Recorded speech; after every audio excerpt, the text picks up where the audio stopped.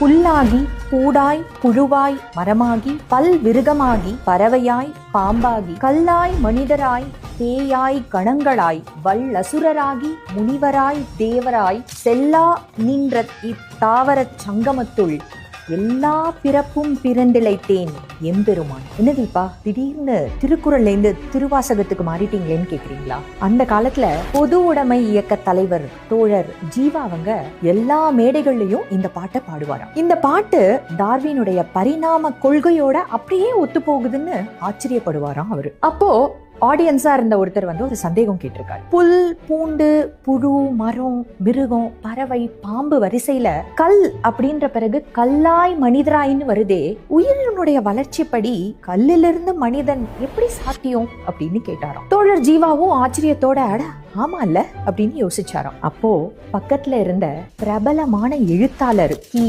ராஜநாராயணன் அத கல்லா மனிதராயின்னு போட்டு பாருங்க சரியா இருக்கும்னாராம். அதாவது எத்தனை பிறவிகள் எடுத்தாலும் எதையுமே கத்துக்காத கல்லா மனிதராயின்னு வாசிச்சா இது சாத்தியமா தெரியும். ஹீராவுடைய இந்த விளக்கத்தை கேட்டு ரொம்ப ஆச்சரியப்பட்டு போனாராம் ஜீவா. விலங்கொடு மக்கள் அணைய இலங்குனோ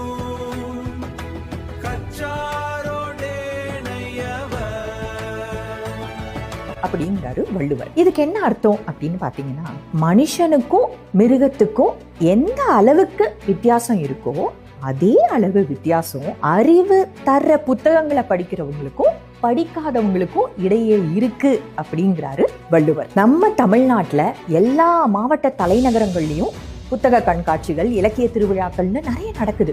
நிறைய கிராமத்துல கூட நூலகங்கள்லாம் இருக்கு. நிறைய இலக்கிய அமைப்புகளும் தீவிரமா இயங்கிட்டு இருக்கு. இந்த குரல்